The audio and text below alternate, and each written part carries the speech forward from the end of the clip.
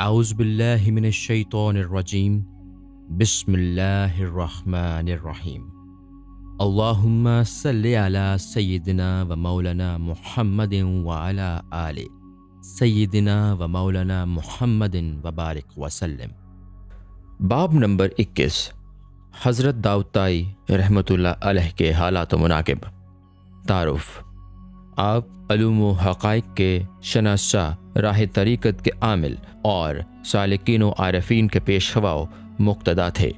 اور امام ابو حنیفہ سے شرف تلمذ حاصل رہا، حتیٰ کہ مسلسل 20 سال امام صاحب سے علم حاصل کرتے رہے۔ یوں تو تمام علوم پر آپ کو دسترس حاصل تھی، لیکن علم فقیہ میں اپنا نمونہ آپ ہی تھے۔ آپ حضرت حبیب رائی کے ارادت مندوں میں داخل تھے، لیکن حضرت فضیل و حضرت ابراہیم ادہم جیسی برگزیدہ ہستیوں سے شرف نیاز حاصل رہا۔ واقعہ: آپ کے تائب ہونے کا واقعہ اس طرح منقول ہے کہ کسی گویے نے آپ کے سامنے مندرجہ ذیل شعر پڑھا: بائے خود ایک تبدل بلا و با عینق ماذا صلا، کون سا چہرہ خاک میں نہیں ملا اور کون سی آنکھ زمین پر نہیں بہی۔ یہ شعر سن کر عالم بے خودی میں حضرت امام ابو حنیفہ کی خدمت میں پہنچ گئے اور اپنا پورا واقعہ بیان کر کے کہا کہ میری طبیعت دنیا سے اچاٹ ہو چکی ہے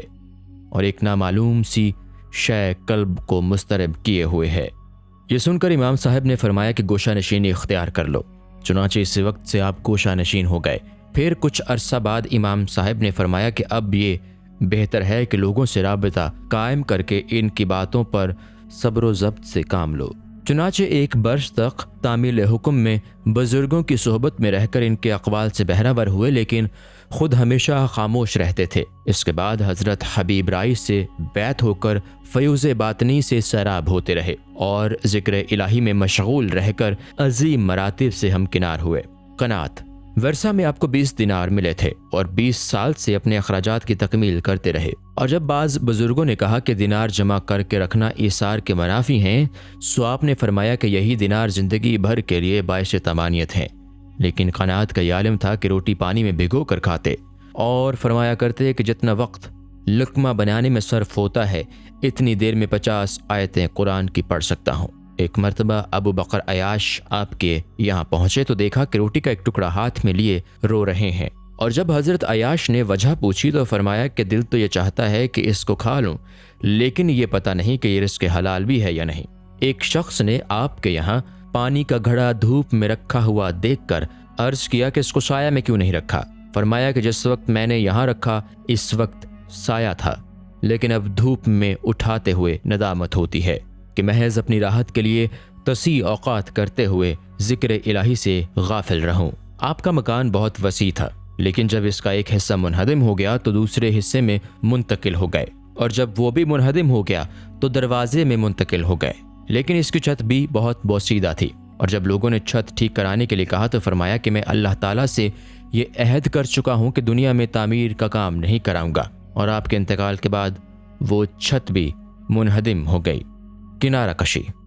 جب لوگوں نے آپ سے سوال کیا کہ صحبت مخلوق سے کنارہ کش کیوں رہتے ہیں،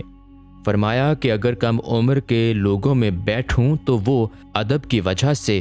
دینی علم نہیں سکھائیں گے، اور اگر معمر بزرگوں میں بیٹھوں تو وہ مجھے عیوب سے آگاہ نہیں کریں گے، پھر میرے لیے مخلوق کی صحبت کیا سود مند ہو سکتی ہے۔ پھر کسی نے پوچھا کہ آپ شادی کیوں نہیں کرتے؟ فرمایا کہ نکاح کے بعد بیوی کے روٹی کپڑے کی کفالت لینی پڑتی ہے، اور حقیقت یہ ہے کہ خدا کے سوا کوئی کسی کا کفیل نہیں ہوتا،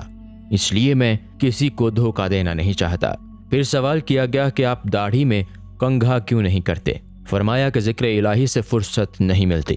آپ چونکہ مخلوق سے کنارہ کش رہ کر عبادت میں مصروف رہتے تھے، اسی وجہ سے آپ کو عظیم مراتب عطا کیے گئے۔ بے خودی: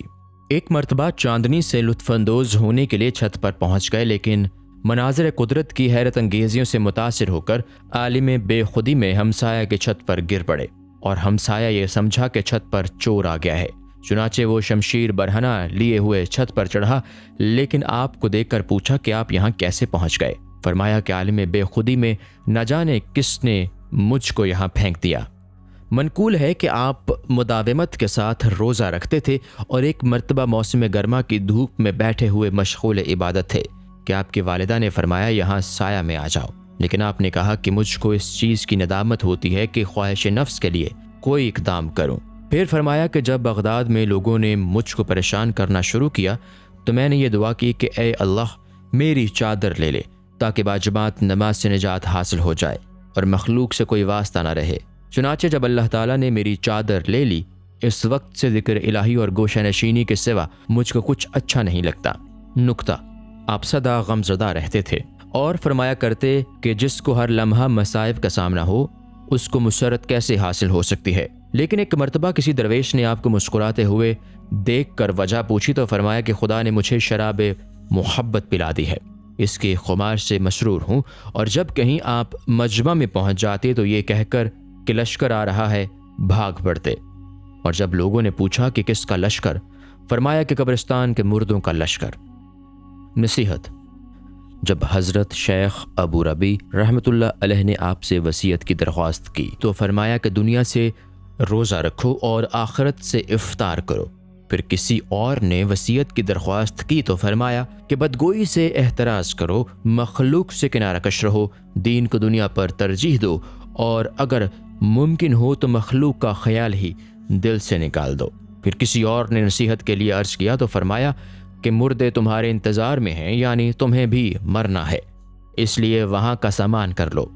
پھر فرمایا کہ ترک دنیا سے بندہ خدا تک رسائی حاصل کر لیتا ہے۔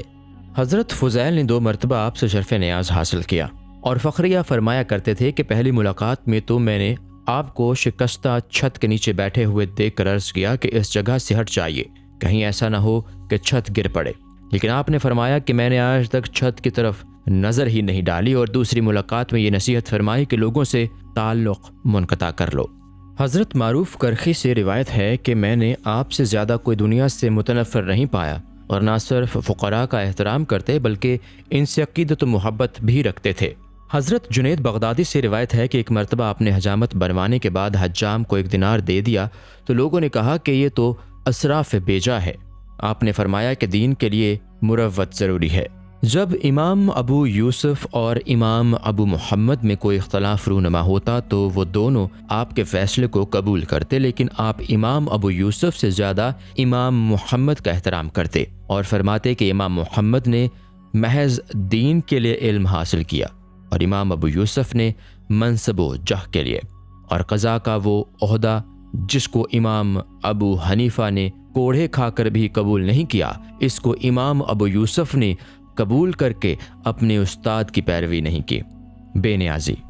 جب ہارون رشید امام ابو یوسف کے ہمراہ آپ کے پاس بغرض ملاقات حاضر ہوا تو آپ نے ملاقات سے انکار کرتے ہوئے فرمایا کہ میں دنیا دار ظالموں سے نہیں ملتا، لیکن جب ہارون رشید کی والدہ نے بے حد اصرار کیا تو آپ نے اجازت دے دی، اور جب ہارون رشید رخصت ہونے لگا تو ایک اشرفی